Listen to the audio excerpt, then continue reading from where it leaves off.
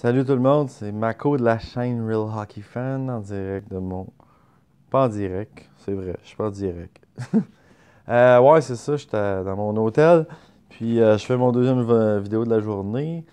C'est ça que j'avais envie de vous parler aujourd'hui. Quelques petites notes dans le fond.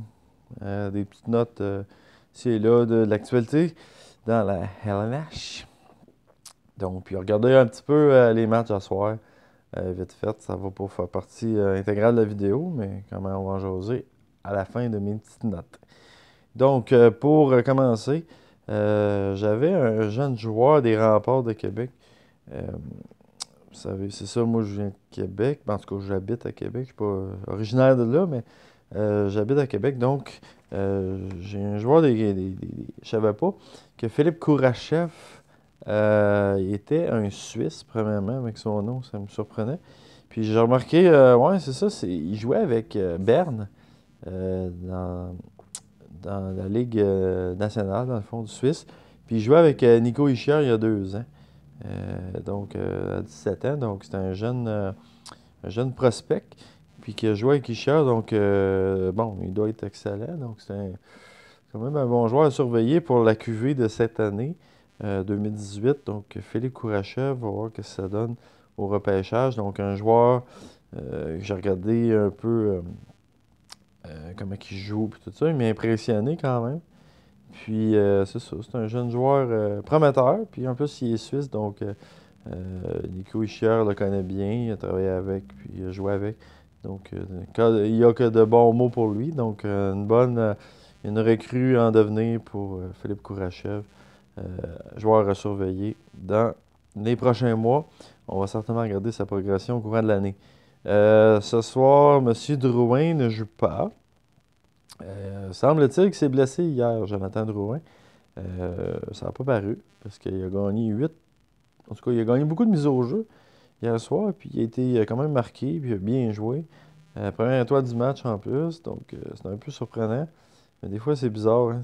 Des fois, c'est plus tard qu'on se rend compte qu'une blessure est là.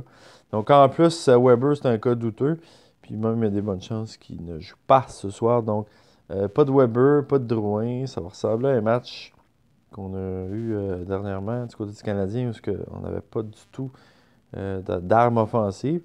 Mais au moins avec Petrie qui joue bien pour le Canadien dernièrement, donc c'est au moins un plus pour eux autres, Jeff Petrie. Mais là, un gros trou au centre avec Drouin Daniel Carr a été rappelé du club école pour pallier à l'absence de Drouin. Mais bon, Carr ne jouera pas au centre, puis il ne jouera pas sur le premier trio.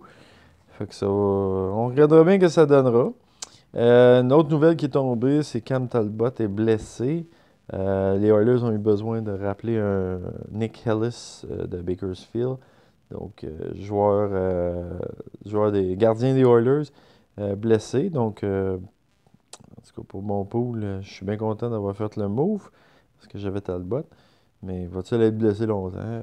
Jusqu'à maintenant, les nouvelles qu'on a, c'est que c'est pas. C'est pas majeur, mais on verra bien avec le temps ce que ça donnera.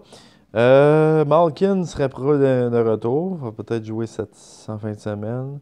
Sinon, au début de la semaine prochaine, on verra bien. Pour l'instant, ça va bien. Il commence à s'entraîner euh, avec l'équipe. Euh, Pas avec l'équipe, avec en solitaire, pardon.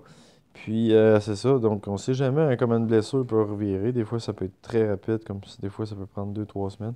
Donc, dans le cas de Malkin, peut-être prochainement, on va le voir dans l'uniforme des Pingouins. Derek Dorsett, j'ai vu ça. Pourquoi je vous parle de Derek Dorsett?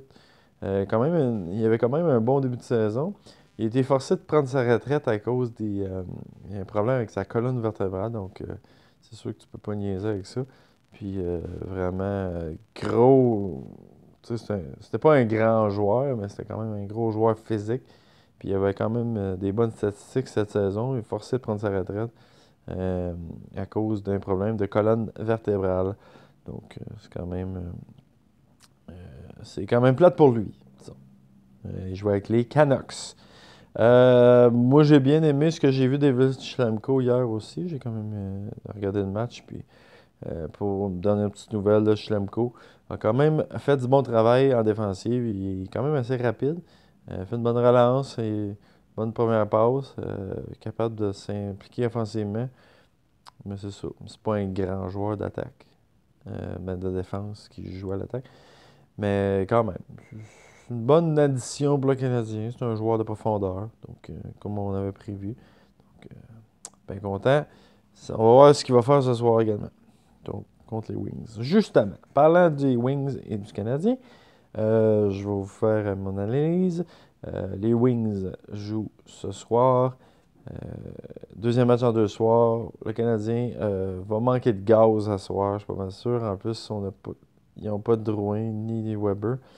Je vois mal comment Détroit peut en échapper une autre. Ils ont échappé celle contre les Kings mardi, donc, ou lundi, je ne me rappelle plus.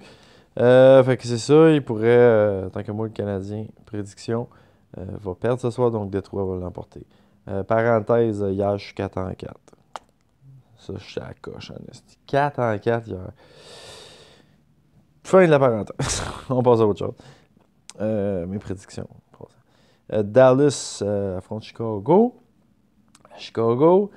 Dallas est toujours aussi mauvais sur la route, fait que je pense que Chicago va l'emporter ce soir.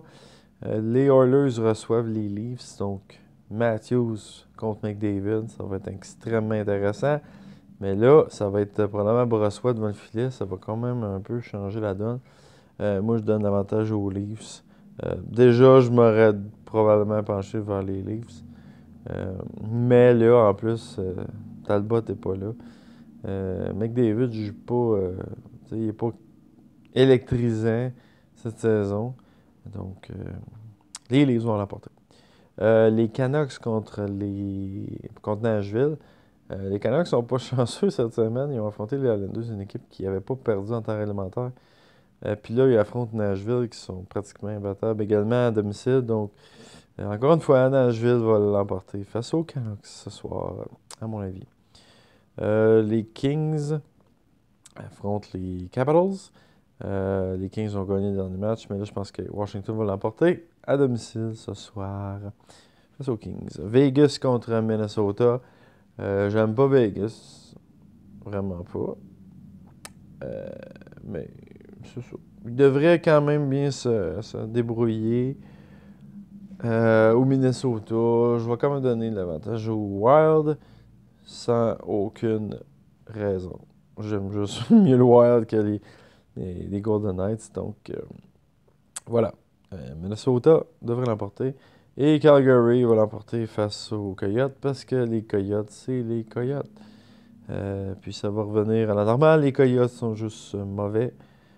Puis on a eu une bonne séquence contre certaines équipes, contre Toronto, Montréal et Ottawa. Mais ça s'est arrêté là et ça va continuer de s'arrêter là. Ce soir, les Flames vont l'emporter face aux Coyotes. Donc, Détroit, Chicago, Toronto, Nashville, Washington, Minnesota et Calgary devraient gagner ce soir. Ce sont mes prédictions. Évidemment, je ne vous en reparlerai pas parce que lundi, je fais autre chose. Je reparle de la fin de semaine qu'on va voir. Puis, c'est sûr, je n'ai pas envie de regarder non plus trop loin en fin de semaine. Ça se peut en fin de semaine, justement, que je fasse des vidéos un petit peu plus moins live. Là. Donc, c'est ça. Là, je l'ai fait en direct de ma chambre d'hôtel. Mais bon, ça va peut-être être des vidéos préparées. Donc, parce que j'ai pas le goût, mais j'ai une grosse semaine sur la route, moi aussi. Je suis sur la route. Je suis 4 jours à l'hôtel encore la semaine prochaine. Fait que ça me tentera pas de tout le temps faire ça. Mais franchement, puis en plus, je peux pas prévoir comment que ça va, quelle heure je vais faire. Fait que, vu que je veux vous donner une vidéo par jour, 2 vidéos par jour, ben je vais les faire sûrement d'avance. Donc, à suivre. Mais merci de votre écoute. Abonne-toi à ma chaîne, partage la vidéo, puis mets un petit like si t'aimes ça. Commente, puis donne ton opinion également. C'est toujours apprécié.